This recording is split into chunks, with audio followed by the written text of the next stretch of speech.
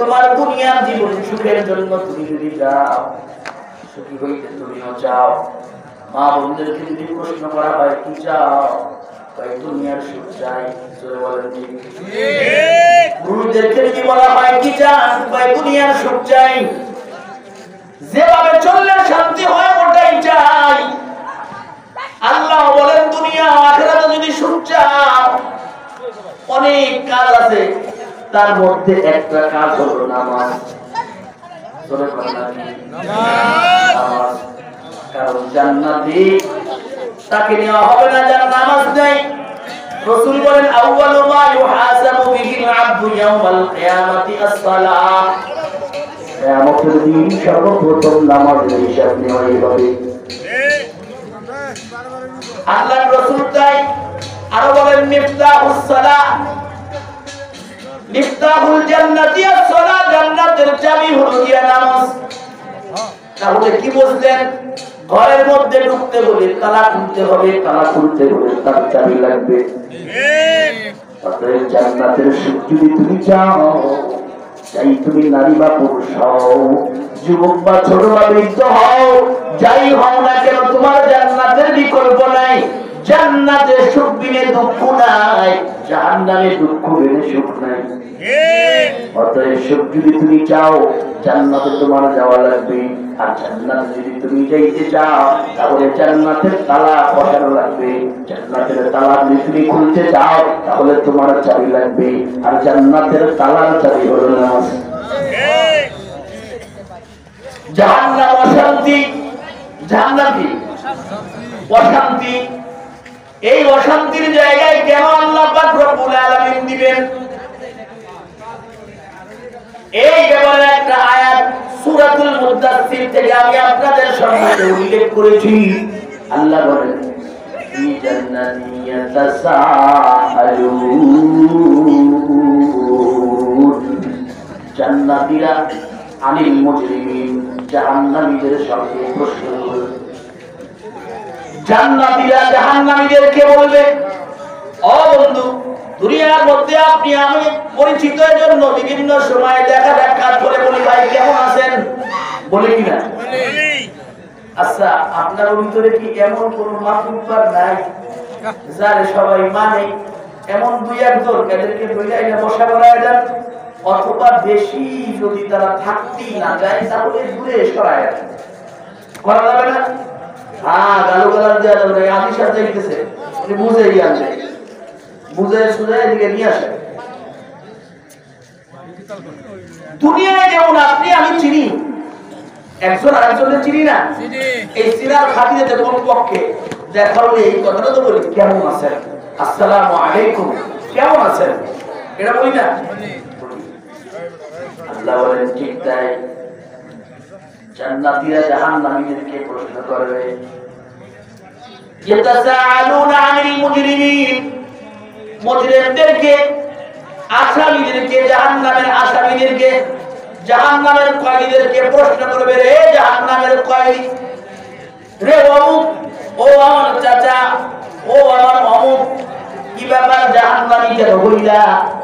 আল্লাহ বলেন তখন জাহান্নামীরা প্রথম যে বাক্য বলবে, লাম নাকু মিনাল মুসাল্লিন, আমি দুনিয়ার মধ্যে নামাজ পড়ি নাই।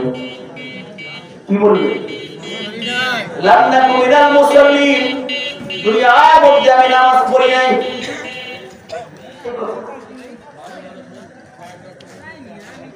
আল্লাহ বলেন জাহান্নামীদেরকে জান্নাতীরা জিজ্ঞাসা করবে, কেন জাহান্নামী হইলা, কেন আসামি হয়ে গেলা, কি অন্যায় তোমার? সমস্ত অন্যায় বলার আগে প্রথম বলবে লাম নাকু মিনাল মুসাল্লিন, দুনিয়ার মধ্যে আমি মুসল্লি ছিলাম না, নামাজ পড়ি নাই। তাহলে বোঝা গেল জাহান্নামে যাইতে যদি কেউ চাও তাহলে দুনিয়ায় মুসল্লি হইও না। কথা বল ঠিক নেই? আর জান্নাত যদি তুমি যাইতে চাও দুনিয়ায় নামাজ চাইও না, নামাজ পড়িও।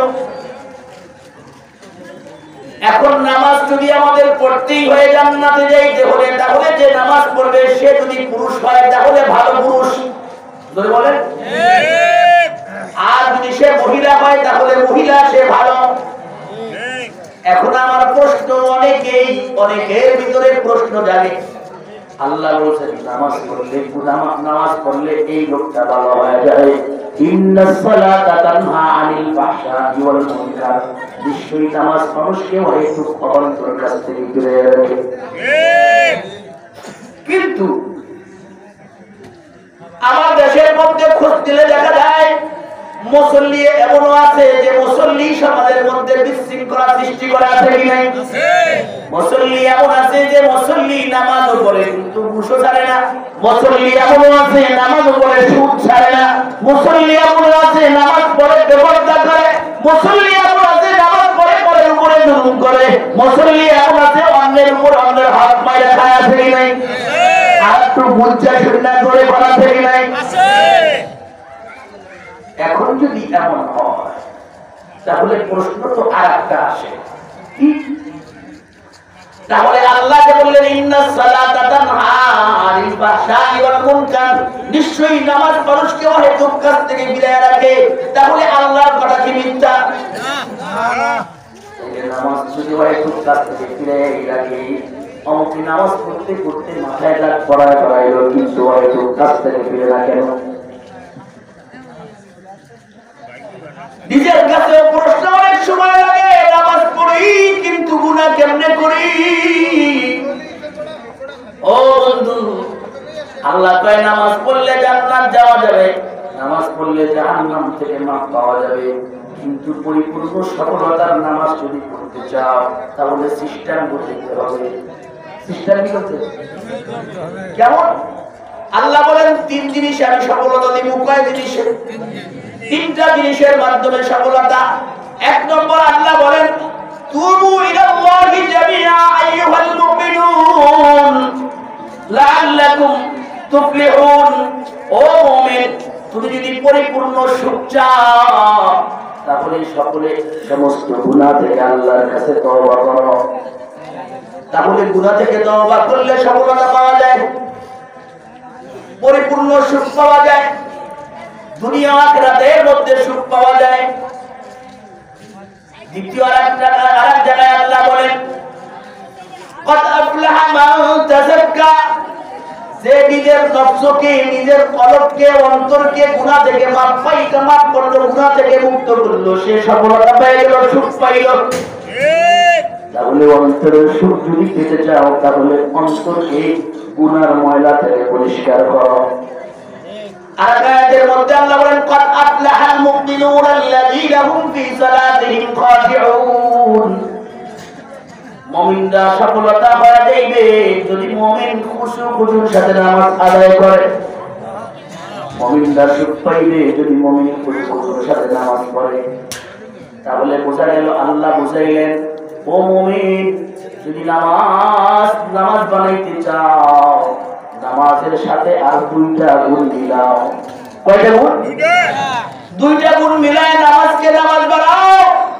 ওই নামাজ তোমাকে জাহান্নামের আগুন থেকে বাঁচাইবে না, শুধু দুনিয়ার ঘুষ থেকে ফিরাইবে, সুদ থেকে ফিরাইবে, হারাম থেকে ফিরাইবে, জিনা থেকে ফিরাইবে, ব্যভিচার থেকে ফিরাইবে, পরের হক মারা থেকে ফিরাইবে, আল্লাহর হুকুম না ফরমানি করা থেকে ফিরাইবে, রাসূলের সুন্নাতের বিপক্ষে চলা থেকে ফিরাইবে, রাসূলের সুন্নাতে তোমাকে চালাইবে।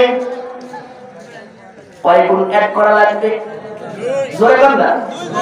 দুইটা গুণ তোমার নামাজের সঙ্গে আগে লাগায়া দাও। তুমি তো দুনিয়ার ধোঁকার মধ্যে পড়েছো, জানো কি দুনিয়া?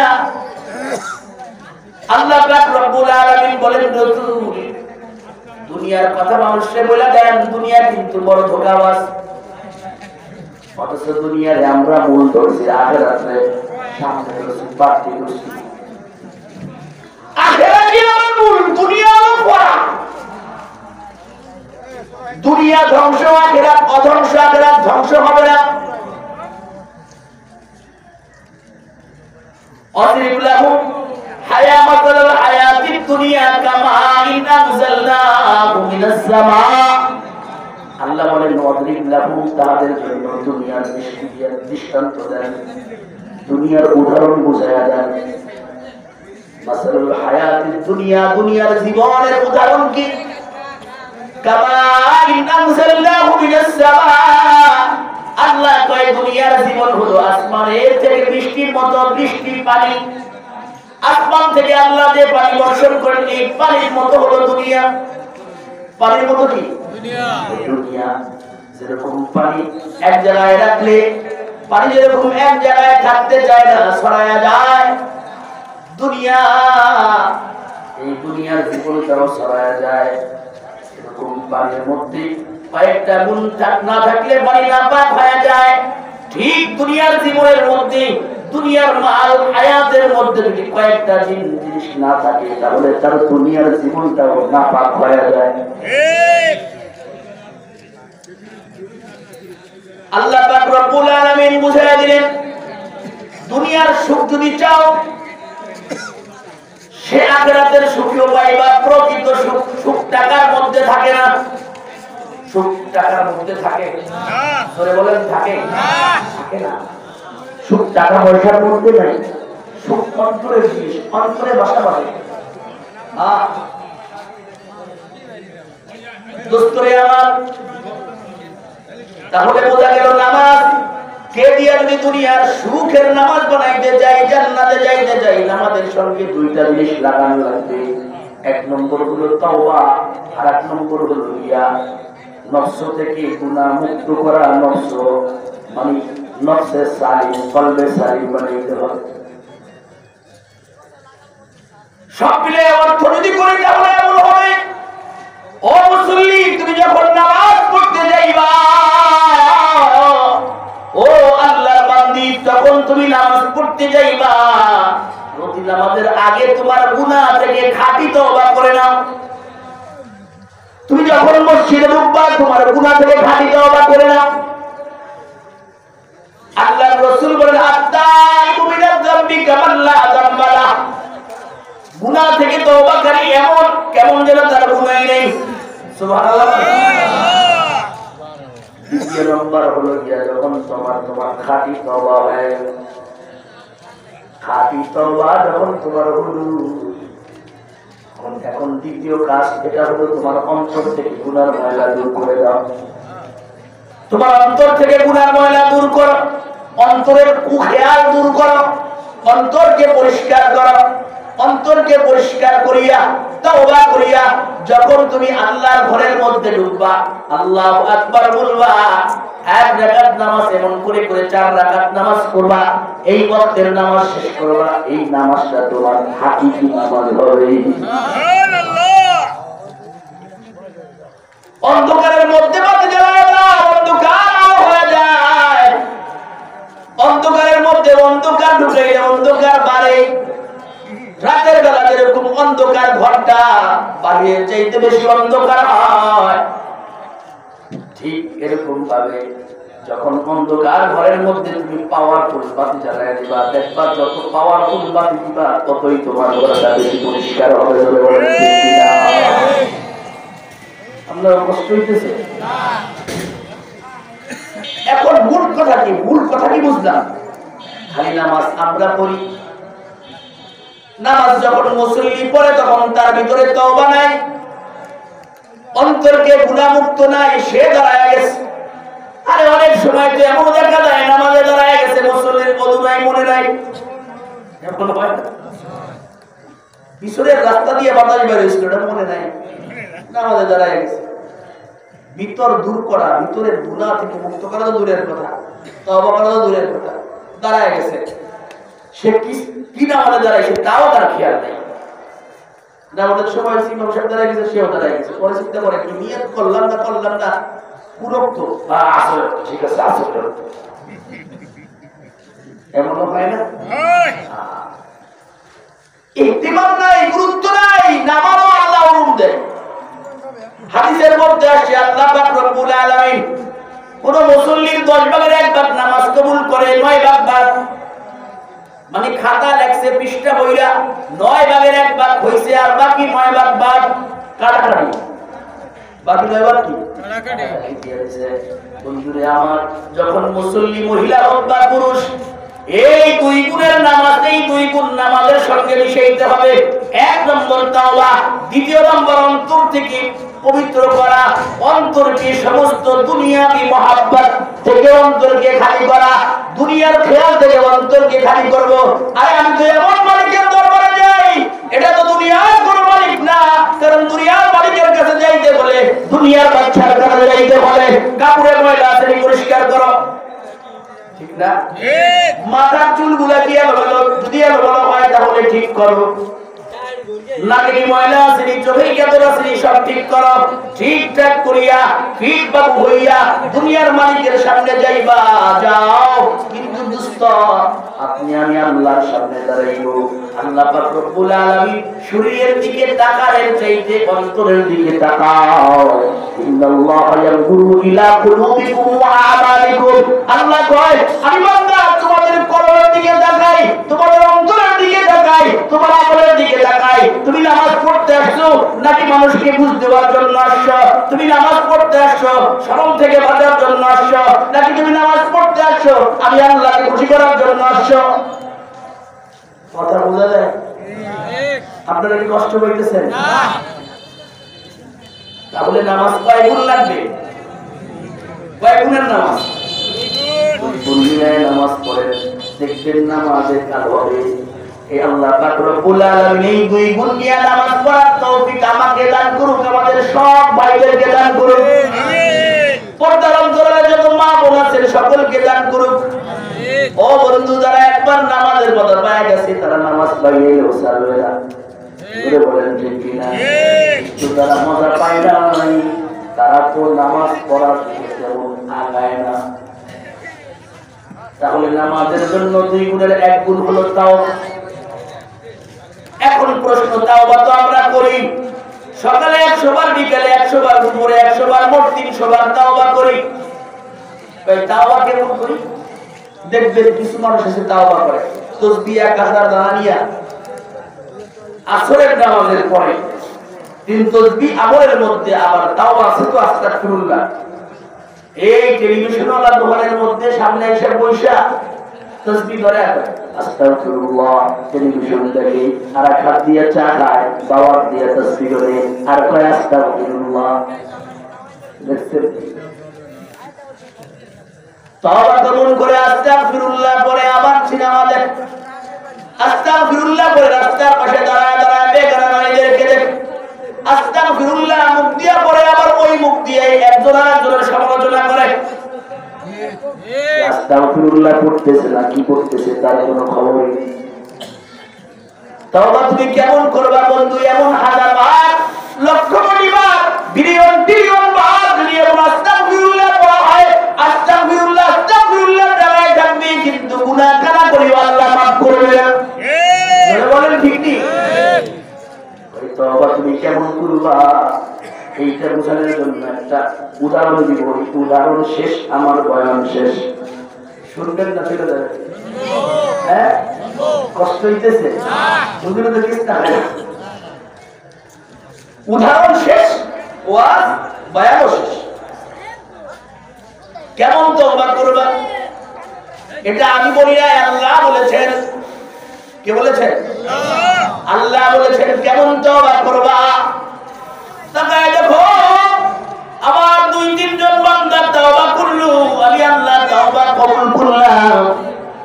তারা যেমন তওবা করেছে তুমি ওরকম তওবা করো, ওরকম মন নিয়ে তওবা করো, আমি আল্লাহ তোমাদের তওবাও কবুল করব। সুবহানাল্লাহ। আল্লাহ কোরআনুল কারীমের মধ্যে সূরাতুত তাওবা, সূরার নাম কি? সূরা তাওবা। সূরা তাওবার মধ্যে আল্লাহ পাক বলেছেন লাকাদ তাবাল্লাহ, আল্লাহ পাক রব্বুল আলামিন তাদের তওবা কবুল করলেন। কেমন তওবা করলো, কারা করলো? এই প্রশ্ন যদি করা হয় তাহলে আপনার আমার নবী মুহাম্মদুর রাসূলুল্লাহ সাল্লাল্লাহু আলাইহি ওয়াসাল্লামের একজন সাহাবী নাম হলো কাব ইবনে মালিক। নাম কি? কাব ইবনে মালিক রাদিয়াল্লাহু তাআলা আনহু, আল্লাহর রাসূলের সাহাবী। হযরত কাব ইবনে মালিক রাদিয়াল্লাহু তাআলা আনহু বলেন, একদিন রাসূল আমাদের সকলকে ডাকলেন, আমরা রাসূলের কাছে গেলাম। আল্লাহর রাসূল আমাদেরকে বললেন, শুনো আল্লাহ পাক রব্বুল আলামিনের দ্বীনকে দুনিয়ায় বাস্তবায়ন করার জন্য আল্লাহর রাস্তায় বের হতে হবে। আল্লাহর রাস্তা কি? এই জিহাদের রাস্তা, কতল কিতালের রাস্তা। ও বন্ধু, দুনিয়ার মধ্যে যত রাস্তা আছে সবচেয়ে দামি রাস্তা এবং ভয়ঙ্কর রাস্তা হলো কতল কিতালের রাস্তা। আল্লাহর দ্বীনকে আল্লাহ দুনিয়ায় প্রতিষ্ঠা করার জন্য রাসূল যত জিহাদ করেছেন, জিহাদের ময়দানের চাইতে, জিহাদের কাজের চাইতে তো বর্তমান আমার কাজ নাই। যে কাজের মধ্যে আল্লাহ পাক রব্বুল আলামিন নামাজ পর্যন্ত সিস্টেম পরিবর্তন করে দিয়েছেন। সুবহানাল্লাহ। যে কাজের মধ্যে, জিহাদের মধ্যে যদি কোনো মানুষ আল্লাহর দ্বীনকে আল্লাহর দুনিয়ায় বলন্দ করার জন্য জীবন দেয়, রক্ত দেয়, এই রক্ত মাখা শরীর, এই রক্ত মাখা কাপড় নিয়ে কিয়ামতের ময়দানে আল্লাহ তাকে উঠাইবে। দুনিয়া থেকে আল্লাহর রাস্তায় জিহাদের ময়দান থেকে চলে যায়, আল্লাহ পাক রব্বুল আলামিন তাকে ডাইরেক্ট জান্নাত দান করে। মুজাহিদ যারা শহীদ হয়ে যান, এই শহীদদের যে অবস্থায় আছে ওই অবস্থায় তাদের জন্য গোসল দেওয়া যাবে না। এই রক্ত মাখা শরীর নিয়ে তাদেরকে কবর দাও, তাদের কাফন পরাও, তাদের জানাজার নামাজ পড়াও। কেন? আমার বান্দা তার শরীর থেকে দ্বীনের মুবারক দ্বীনের জন্য রক্ত ঝরাইল। অতএব এই রক্ত তো দামি হয়ে গেল। এই দামি জিনিস এই শরীর থেকে ধুইয়া পানি দিয়া সরাইও না। এই দামি রক্তটা নিয়া আমার বান্দা আমার দরবারে কিয়ামতের ময়দানে লাগতে উঠবে। আল্লাহর রাসূল জিহাদের বয়ান দিলেন, সকলকে প্রস্তুতি গ্রহণ করতে বললেন। দূরের জিহাদ, দূরের যুদ্ধ, গজওয়ায়ে তাবুক, তাবুক যুদ্ধ, অনেক দূর যাইতে হবে, বহু দূর। আল্লাহর রাসূল সকল সাহাবাদেরকে যখন বললেন, সব সাহাবারা প্রস্তুতি গ্রহণ শুরু করে দিল। হযরত কাব ইবনে মালিক রাদিয়াল্লাহু তাআলা বলেন, সময়টা ছিল প্রচন্ড গরমের, প্রখর রোদের সময়, অনেক গরম। আবার ফল পাকার মৌসুম, খেজুর পাকার মৌসুম, ফসল পাকার মৌসুম। হযরত কাব ইবনে মালিক রাদিয়াল্লাহু তাআলা বলেন, আল্লাহ আমাকে ওই সময় যতটা সচ্ছলতা দিয়েছিল, আগে এবং পরে কখনো আমি অত সচ্ছল ছিলাম না। সব সাহাবারা আল্লাহর রাসূলের কথা শুনলেন।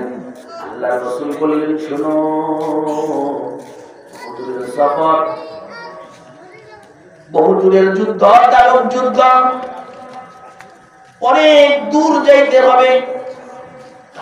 মালিক রাদিয়াল্লাহু তাআলা বলেন, আল্লাহর রাসূল জিহাদের সময় যেদিকে যাইতেন ওই দিকে না বলে অন্য দিকের কথা বলতেন। কিন্তু তাবুক যুদ্ধ বেশি দূর, তাবুক প্রান্ত বেশি দূর হওয়ার কারণে আল্লাহর রাসূল যেদিকে যাইবেন ওই কথাই বলে দিলেন। আমাদেরকে নিয়ে আল্লাহর রাসূল প্রস্তুতি গ্রহণ করতেছেন। সফরের প্রস্তুতি আছে কি নাই? আছে না? সফরের প্রস্তুতি আছে।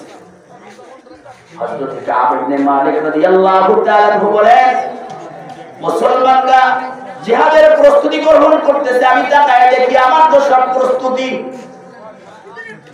অনেকের কেউ কারো ঘোড়া নাই, কারো আছে একটা, আবার কারো আছে দুর্বল, কিন্তু আল্লাহ আমাকে দুইটা ঘোড়ার মালিক ওই সময় বানাইছিলেন। সুবহানাল্লাহ। এজন্য আমি দেখলাম আমার প্রস্তুতি কি আছে, আমার তো সব প্রস্তুতি আছে। এজন্য হযরত কাব ইবনে মালিক বলেন, সাহাবারা প্রস্তুতি গ্রহণ করে আমি তাদের সঙ্গে থাকি, আমার কিছুই গুছাই না, ব্যাগ কিছুই নাই, গুছাই না, চিন্তা করলাম সবাই তো গুছানো। এমন করতে করতে করতে করতে একদিন সকালবেলা মুসলমান মুজাহিদদের সমস্ত প্রস্তুতি শেষ হয়ে গেল। মুজাহিদ রওনা করেছে আল্লাহর রাস্তায় যাওয়ার জন্য। কাব ইবনে মালিক রাদিয়াল্লাহু তাআলা বলেন, আমিও যখন গেলাম দেখলাম সবাই রওনা করছে। আমি চিন্তা করলাম এরা তো আস্তে আস্তে হাইটা যাবে, কেউ যাবে উঠে, কেউ যাবে ঘোড়ায়। কিন্তু আল্লাহ আমাকে এমন দামি একটা ঘোড়া দিছে, এই ঘোড়ায় যদি রওনা করি তাহলে তারা একদিন আগে গেলেও আমি তাদের সঙ্গে উঠতে পারবো, সমস্যা নেই। কষ্ট হইতেছে আপনাদের না? কথা হয়ে যায় দোস্তরে আমার বলতেছিলাম, হযরত কাব ইবনে মালিক রাদিয়াল্লাহু তাআলা মনে করলেন আমার জন্য সহজ করা যায়। ভালো করে বলবেন, ভালো করে বুঝছেন, ওয়াজ কিন্তু আরেক রকম হইতেছে, ভালো করে বুঝেন। দোস্তরে আমার কাব ইবনে মালিক রাদিয়াল্লাহু তাআলা বলেন সকলে চলে গেল। আমি প্রস্তুতি গ্রহণ করার জন্য পরের দিন নিয়ত করলাম, কিন্তু হইল না। চিন্তা করলাম সমস্যা নাই, একদিন যাই না, পরের দিন আবার জোগাড় করবো, পরের দিন এমনই গেল। তারপরে যখন আমি মদিনার গলি দিয়ে ঘুরি, তাকায় দেখি কোন পরিচিত মুখ দেখা যায় না, সব কাটটা মুনাফিক, মার্কাওয়ালা মুনাফিকরা আছে। আর কিছু দুর্বল অসহায় মানুষ, যারা একেবারেই দুর্বল অসুস্থ মানুষগুলো আছে। যখন রোডে যাই রোড ফাঁকা, বাজারে যাই বাজার ফাঁকা।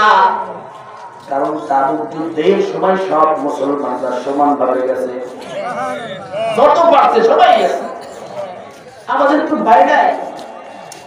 সাহাবাদের মধ্যে ভয় ছিল যে আমরা যদি চালাকি করে থেকে যাই থাকতে পারবো এখন, কিন্তু এক সময় প্রকাশ পেয়ে যাবে, আল্লাহ কোরআন নাযিল করবেন।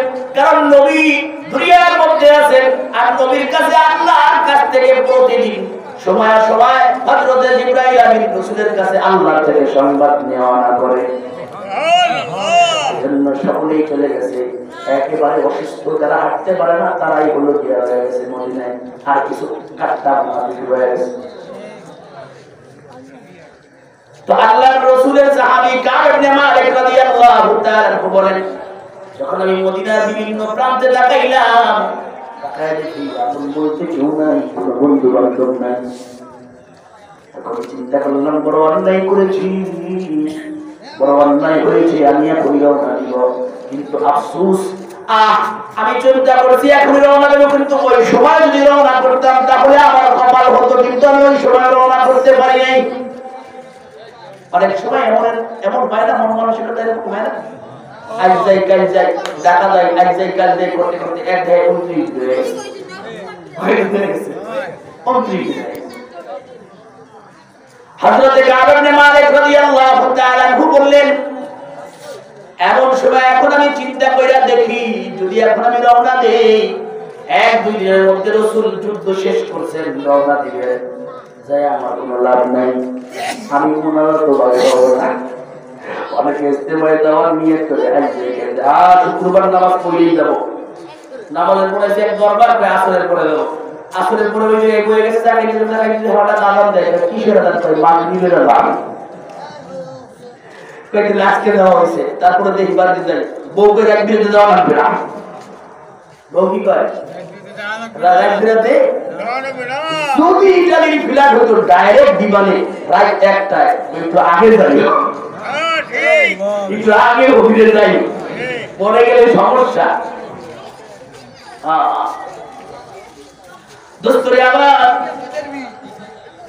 হযরত কাব ইবনে মালিক রাদিয়াল্লাহু তাআলা বলেন, এখন যদি আমি রওনা করি রাসূলকে পথে পাইবো, কিন্তু রাসূলকে যুদ্ধের ময়দানে আমি পাবো না। রাসূল রওনা করে দিয়েছে, রাসূল আসছে, সাহাবারা যুদ্ধ শেষ হয়েছে। হযরত কাব ইবনে মালিক রাদিয়াল্লাহু তাআলা বলেন, আমি যতই কল্পনা করি রাসূল আসতেছে, ততই আমার ভিতরে ভয়, আমার ভিতরে চিন্তা, আমার ভিতরে পরেশান। রাসূলের সামনে কেমন করে আমি কাব ইবনে মালিক রাসূলের সামনে মুখ দেখাইবো? আমার তো কোনো সমস্যা ছিল না, আমি জিহাদের ময়দান থেকে দূরে হয়ে গেলাম, আমি কি জবাব দিব রাসূলকে, কি বলবো? যতই দিন যায় ততই তার ভিতরে ভয় বাড়ে। হযরত কাব ইবনে মালিক রাদিয়াল্লাহু তাআলা এই চিন্তা নিয়ে পরিবারের সকলকে ডাক দিলেন, বসো। আমি তো এক চিন্তায় আছি, এই চিন্তা দূর করবো কেমনে? সবাই বসো। বসার পরে সকলকে বললেন, দেখো আমি তো এমন চিন্তা আছি, রাসূলের সামনে কেমন করে মুখ দেখাইব? সাহাবাদের কাছে রাসূলের মর্যাদা কেমন ছিল? দুনিয়া এবং সে একদিকে ছিল, আর রাসূল একদিকে। উহুদের ঘটনা আপনারা অনেকেই জানেন। আল্লাহ রাসূলের চতুর্পাশ দিয়ে বর্ষা, চতুর্পাশ দিয়ে আঘাত আসতেছে আল্লাহ রাসূলের উপরে। কাফের মুনাফিক বেঈমানের দলেরা চক্রান্ত করেছে, পাক্কা নিয়ত করেছে মুহাম্মদকে রাখা যাবে না। যদি মুহাম্মদকে রাখা হয় তাহলে আমাদের মুশরিকরা দুনিয়ায় টিকতে পারবে না, ইহুদি চলবে না, খ্রিস্টান চলবে না, সব বন্ধ সমস্ত ধর্ম বন্ধ হয়ে যাবে, মুহাম্মদকে ধ্বংস করতে হবে। এজন্য চতুর্দিক থেকে আল্লাহর রাসূলের উপরে আঘাত। একজন সাহাবী নিজেকে ডাল বানায় রাসূলের কাছে দাঁড়ায় গেছে।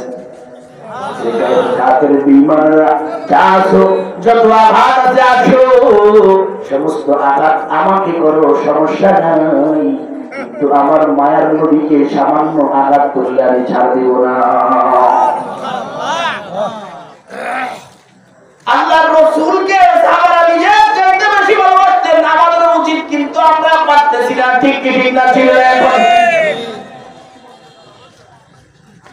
হযরত কাব ইবনে মালিক রাদিয়াল্লাহু তাআলা আনহু খাবার দাবার বন্ধ হয়ে গেছে, রাসূলকে কেমন করে মুখ দেখাই? আল্লাহর রাসূল সাল্লাল্লাহু আলাইহি ওয়াসাল্লাম যখন মদিনার মধ্যে ঢুকলেন, মসজিদ নববীর মধ্যে যখন ঢুকলেন, রাসূলের নিয়ম ছিল মসজিদের মধ্যে যখন সফর থেকে আসতেন প্রথমেই মসজিদে ঢুকে 2 রাকাত নামাজ পড়তেন। আবার যখন কোন সফরে বের হতেন মসজিদ থেকে 2 রাকাত নামাজ পড়ে বের হতেন। আল্লাহর রাসূল যখন মসজিদের মধ্যে আসে 2 রাকাত নামাজ পড়ছে।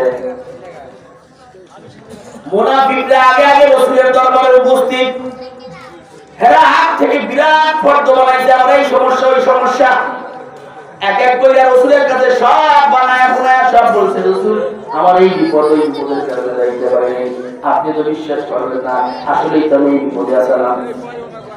এরকম আছে না মুনাফিকরা? খারাপ কথা, খারাপ মিথ্যা কথা বলতো। আমরা ভালো মানুষ, আমরা সত্যি কথা বলি। একজন বলতেছে বোধহয় আমি তো কেবল ঢাকা নাম, অথচ সে আসতে করে সিন্দাকার বাজারে কেবল পাঁচটা পাতায় গেছে অ্যাডভান্সে, তারপরে ঢাকায় কেবল নাম আছে কি নাই? আছে কি নাই? কথায় কথায় মিথ্যা বলা মুনাফিকের আলামত। হযরত কাব ইবনে মালিক রাদিয়াল্লাহু তাআলা আনহু বললেন, মুনাফিকরা সকলে আপত্তি করতে রাসূলের সামনে যত খাইদা আছে সব রাসূলের কাছে বলতেছে। রাসূল কিছু বলে, কারণ আল্লাহর রাসূল সকলের আপত্তি শুনতেছেন, উপরেরটা মাফ করে দিতেছেন, আর ভিতরে কি আছে না আছে রাসূল জানে না, কে জানে? আল্লাহ। আর চিল্লায় বলেন কে জানে? অন্তরের ভিতরে কি কে জানে? আল্লাহর উপরে ছেড়ে দিলেন, আল্লাহ এটার বিচার আপনি করেন। এই মুখ দিয়ে কইছে আমার কাছে, আমি এটা মাফ করলাম, বায়াত করে নিলাম, অন্তরের অবস্থা আপনার কাছে ছাইরা দিলাম। হযরত কাব ইবনে মালিক রাদিয়াল্লাহু তাআলা আনহু বলেন, মুনাফিকরা যখন চলে গেল আমি দূরে দাঁড়ানো, দূর থেকেই রাসূলকে সালাম দিলাম। আল্লাহর রাসূল মুস্কি হাসলেন, সালামের উত্তর দিলেন, কিন্তু হাসার মধ্যে রাসূলের হাসার মধ্যে কালো দেখা যায়, রাসূল বড় রাগ।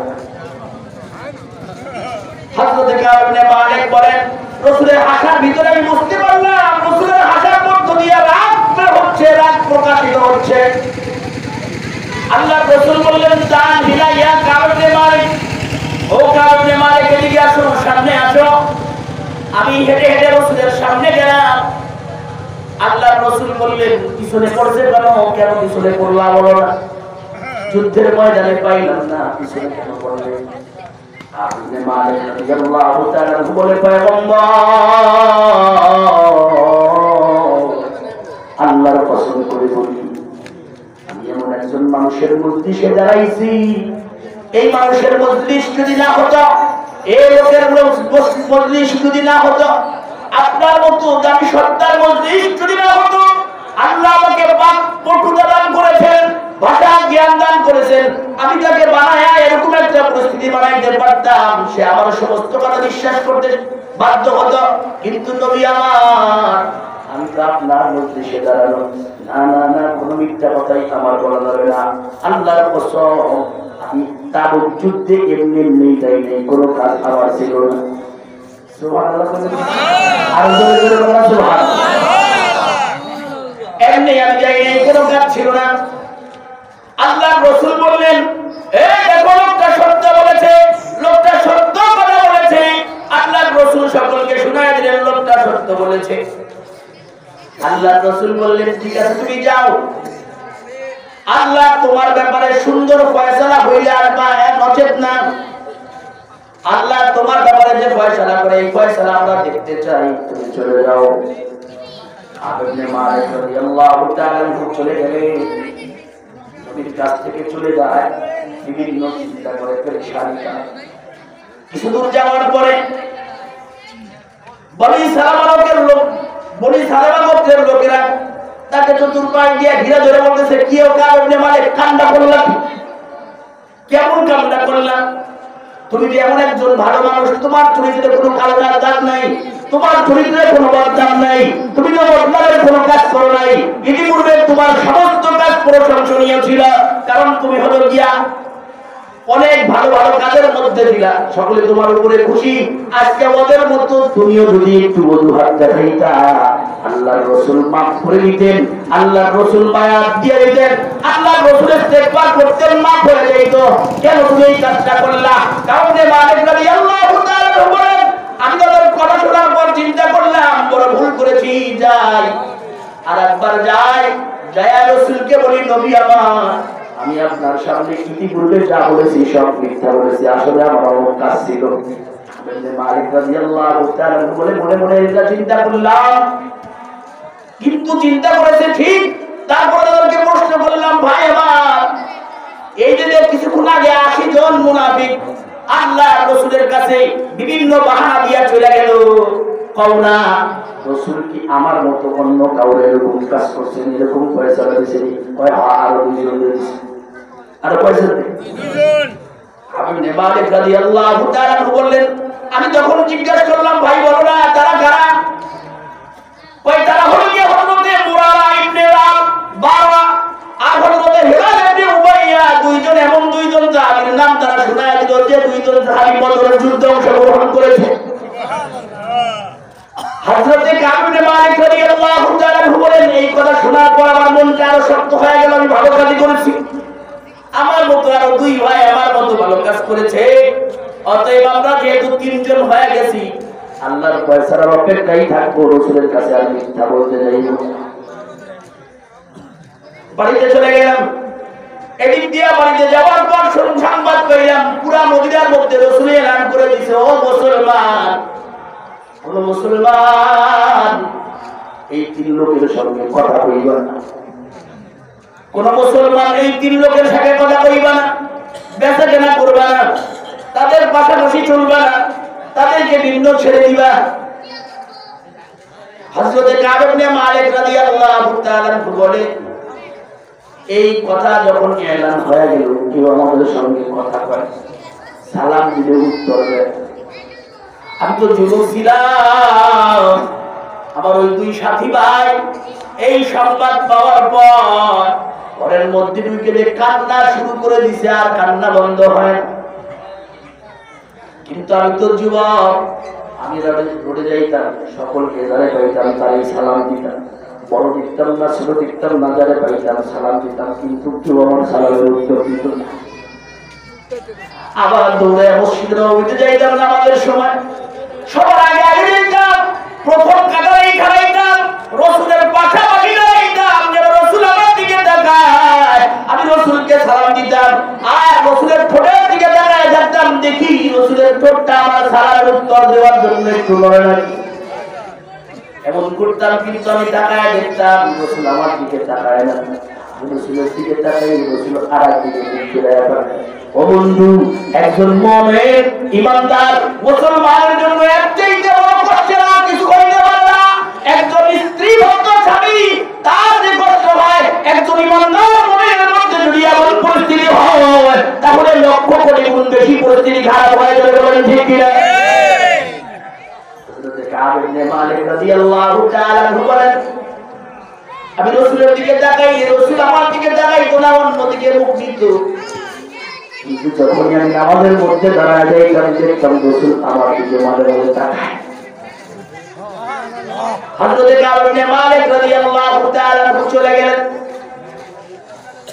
হযরত কাব ইবনে মালিক বলেন, এরকম করে করে একদিন নয় 40 দিন অতিবাহিত হয়ে গেল। 40 দিন, কয়দিন?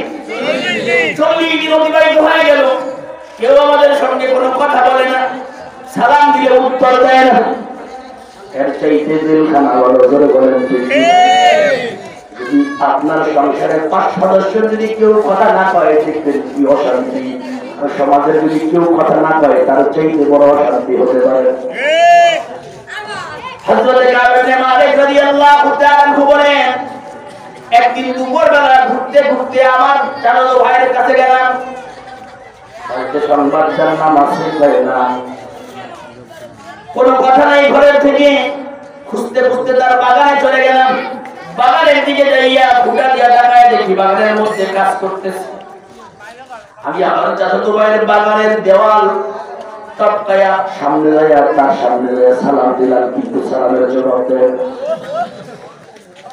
যখন জবাব দেয় তখন আমি বললাম, রে ভাই, ওয়াল্লাহি আল্লাহর কসম করে বলি, আমি, তুমি কি জানো না আমি আল্লাহ এবং আল্লাহর রাসূলকে অন্তর থেকে ভালোবাসি।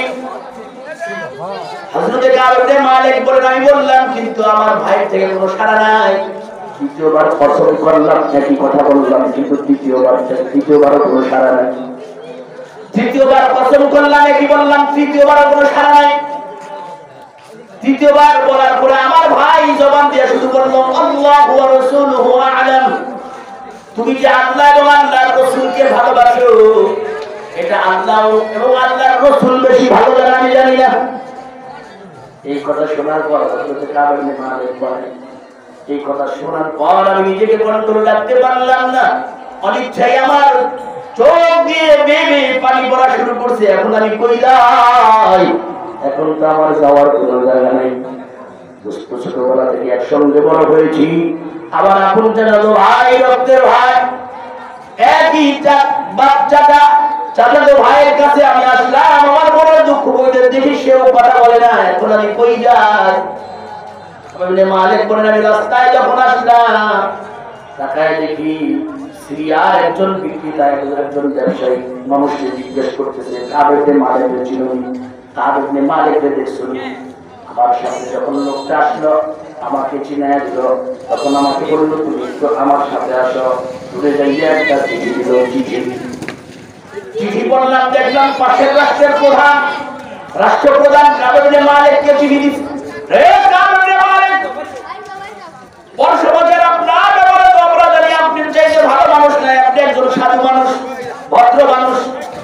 কিন্তু শুনছি আপনার স্বামী মুহাম্মদ সাল্লাল্লাহু আলাইহি ওয়াসাল্লাম আপনার সঙ্গে খারাপ আচরণ করে, আপনার সঙ্গে রূঢ় ব্যবহার করে। আপনার প্রতিশ্রুতি দিলাম, আসেন না, আপনি আমাদের দেশে আসেন, সুযোগ সুবিধা ভালো দিব, ব্যবস্থাপনা ভালো করব।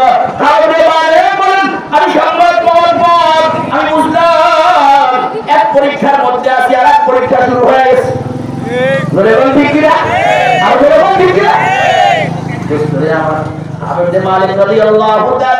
চিঠি নিয়ে সাথে সাথে চুলার মধ্যে দিয়ে দাঁড়ায় গেছে। চিঠি দাঁড়ায় তখন ঘরের মধ্যে ঢুকছি, এবার নতুন একজন লোক এসে বলতেছে, রে কাব ইবনে মালিক। আমি লোকটাকে দেখে তো খুশি, বলতেছে, রে কাব ইবনে মালিক, নবীর পক্ষ থেকে সংবাদ, আজ থেকে বিবিদেরকে ত্যাগ করো, বিবিদের থেকে বিচ্ছিন্ন হয়ে যাও।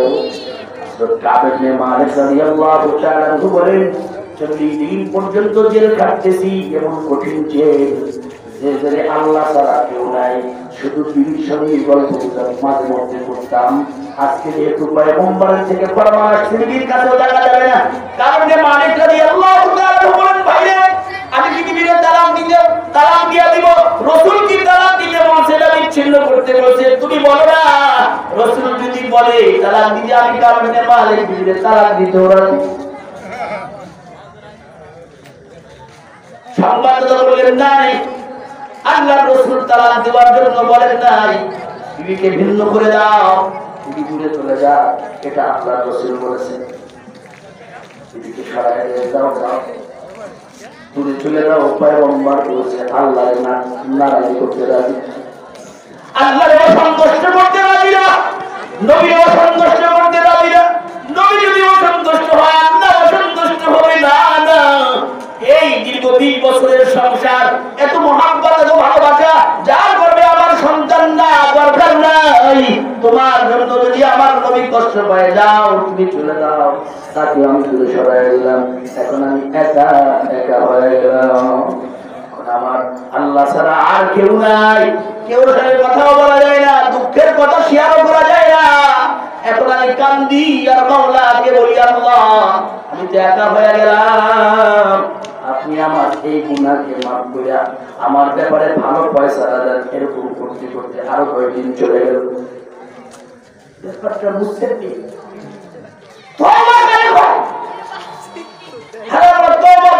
আর বিভিন্ন গুনাহের কথা করি আর মনে করি তওবা কবুল হবে।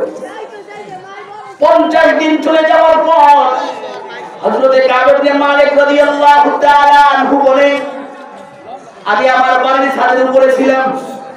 সকালবেলা ফজরের নামাজের পর যখন ছাদের উপরে বসা, এমন সময় সংবাদ পাইলাম যে কাব ইবনে মালিক সংবাদ গ্রহণ করো। সুবহানাল্লাহ, আরো জোরে সুবহানাল্লাহ। লোক পুরাই সওয়ার করিয়া আসিয়া আমার সামনে, তার ঘোড়া এত জোরে চলে, তার আওয়াজ তার চাইতে বেশি জোরে চলে। সে দূর থেকে বলতে বলতে আসতেছে, কাব ইবনে মালিক সুসংবাদ গ্রহণ করো, কাব ইবনে মালিক সুসংবাদ গ্রহণ করো। আমার সামনে আসলো, সালাম হলো, বলল কাব ইবনে মালিক সুসংবাদ গ্রহণ করো, আল্লাহ তোমাদেরকে মাফ করেছে। এই সংবাদ যখন আমাকে দিয়েছে, আমার শরীরে যে জামাটা ছিল, কসম আল্লাহর, আমার শরীরে ওই জামা ছাড়া দ্বিতীয় কোনো পোশাক আমার ছিল না। আমার শরীরের জামা তার গায়ে পরাইয়া দিলাম, তার শরীরে আমার গায়ে জামা পরাইয়া বললাম, ভাই রে এমন সুসংবাদ দিছো, তোমাকে আমার যা আছে সব দিয়ে দিই, শরীরের মধ্যে যা আছে সব দিয়ে দিই, পয়গম্বরের দরবারে যেতে হবে। এখন আমি চিন্তা করে গেলাম, এখন আমি পয়গম্বরের দরবারে যেতে হবে, খালি গায়ে যাইতে হবে, কেমনে যাবো? আল্লাহর রাসূল কি বলেন, আমি একজনের কাছে হাওলাত করে একটা জামা, তার একটা ধার করে জামা দিয়ে রাসূলের দরবারে চলে গেলাম। যাই দেখি সকলে খুশি, পথ থেকে আমাকে স্বাগত জানাইতেছে, স্বাগত। যেমন মুজাহাদা, যেমন কুরবানি, ওরকম রব্বে কারীমের মেহেরবানি। 50 দিন পর্যন্ত রব্বে কারীমের দরবারে কাঁদছে। আল্লাহ নিজেই বলছে, তাদের অন্তরটা সংকীর্ণ হয়ে গেছে, বিশাল প্রশস্ত পৃথিবী হওয়ার পরও তাদের হৃদয়টা একেবারে সংকীর্ণ হয়ে গেছে। আল্লাহ পাক রব্বুল আলামিন তাদের অবস্থা দেখে তাদেরকে মাফ করে দিয়েছেন। নবীর দরবারে যাওয়ার পর নবী বলতেছে, রে কাব ইবনে মালিক, তোমার জন্মের পর থেকে এই পর্যন্ত যত সুসংবাদ শুনেছ, তার চাইতে দামি সুসংবাদ আজকে তুমি শুনো। ইবনে মালিক বলেন, নবী গো, সংবাদ কি আপনার পক্ষ থেকে না স্বয়ং মালিক আল্লাহর পক্ষ থেকে? আল্লাহর রাসূল বললেন, আমার পক্ষ থেকে নয়, আল্লাহর পক্ষ থেকে সুসংবাদ। আল্লাহ তোমার তওবা কবুল করেছেন। কাব ইবনে মালিক বলেন, নবী আমার, আল্লাহ আমার তওবা যখন কবুল করেছি, আমার চাইতে বড় খুশি আর কেউ নাই, কারণ আমার মালিক আমার উপরে খুশি, আমি আজকে সবচেয়ে খুশি। নবী আমার, আজকের এই খুশির দিনে আমি একটা জিনিস দান করতে চাই। আল্লাহর রাসূল বললেন, কি দান করতে চাও? আল্লাহর রাসূলকে কাব ইবনে মালিক রাদিয়াল্লাহু তাআলা বললেন, নবী আমি ছাড়া আমার যত সম্পত্তি আছে সব আল্লাহর রাস্তায় দান করতে চাই, সব দিয়ে দিব, সব দিয়ে দিব। জুতো মেরা, ফলক মেরা, তো সব মেরা, জমিন মেরি, अगर एक तू नहीं मेरा तो कोई शाही नहीं मेरी, अगर एक तू नहीं मेरा तो कोई शाही नहीं मेरी।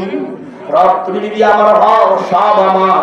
তুমি যদি আমার না হও, পুরো পৃথিবী আমার নামে থাকলেও কিছুই না আমার। ঠিক কিনা? নবী কয় না সব দেওয়া লাগবে না, কিছু সম্পদ রাখবা, তাহলে আমার খাবারের জমিটা রেখে দেই।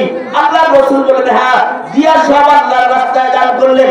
নবী আজকে তো আবার আল্লাহ কবুল করেছেন, শুধু কবুল করেন নাই, কোরআনের বড় দুইটা আয়াতের মধ্যে আল্লাহ সমাধান দিয়ে দিয়েছেন।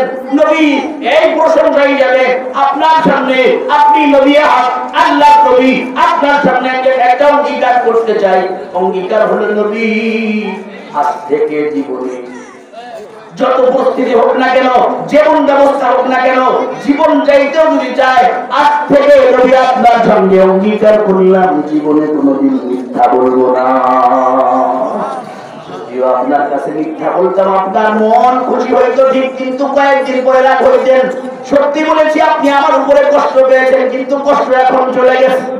কথা ঠিক না ঠিক? আমার তাহলে এরকম তওবার সাথে কোন মুসল্লি, কোন আল্লাহর বান্দা, কোন আল্লাহর বান্দি তওবা করে অন্তরকে পরিষ্কার করে 5 ওয়াক্ত নামাজ আগে তওবা করে অন্তর থেকে তওবা করে অন্তরের সমস্ত কুচিন্তা বাদ দিয়া 5 ওয়াক্ত নামাজ আগে নামাজ যদি দাঁড়ায়, তাহলে এই মুসল্লি 40 ওয়াক্ত নামাজ 40 দিন নামাজ পড়লে এই মুসল্লি আল্লাহর ওলি হয়ে যাবে। ঠিক কি ঠিক না? ছিল এর মানলে অন্যায় করবে, এই লোকটাকে মানলেও অন্যায় করবে। দ্বিতীয় প্রশ্ন, জাহান্নামী হইলা কেন? অলাক মুতইমুকুম মিসকিন বাইরানা, আমরা দুনিয়ার মধ্যে মিসকিনদেরকে খাওয়াইতাম না, এরকম কয়েকটা কথা আছে বন্ধু। তাহলে একটার উপরে যদি আমরা আমল করতে পারি তাহলে আস্তে আস্তে করে সব চলে আসবে। যার নামাজ ঠিক, তার দুনিয়ার সমস্ত অন্যান্য শরীয়তের কাজগুলো ঠিক চলে করে ঠিক না। রাসূল বলেছেন, যে ব্যক্তি নামাজ ঠিক করলো সেটার দিনকে ঠিক করলো, যে ব্যক্তি নামাজকে নষ্ট করলো সেটার দিনকে নষ্ট করলো।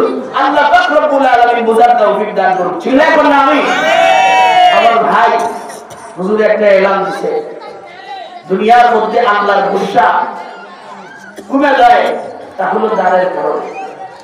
আমি আমার পরিবারের পিছনে খরচ করি, ছেলে সন্তানের পিছনে খরচ করি, এটাও সরকার সব হবে, কিন্তু সরকার জারিয়ার জন্য যদি আমি কিছু খরচ করি কিয়ামতের দিনে এটা আমার জন্য বড় পুঁজি হবে। এই খরচ করতে রাজি আছে কি আল্লাহকে হাত দেখাবে? তাহলে কোন আল্লাহর বান্দা আছে এই জায়গায় নতুন মাদ্রাসা নতুন ঘর হবে, 1000 ইট আল্লাহর রাস্তায় দান করবে। আল্লাহ হতে পারে 1000 ইটের বিনিময়ে 1000 স্বর্ণের ইটের মালিক দুনিয়ার দ্বারে বানাইতে পারে। পারে কি পারে না? যখন পারে কি পারে না? তাহলে একজন আল্লাহর গোলামের নাম চাই 1000 ইট দিবেন। আপনারা এমন মানুষ অনেকে অসহায় আছেন, তারপর দান করেন। আল্লাহর ফজলে আপনারা আপনাদের দানকে আবার দিয়াও দেন। আল্লাহ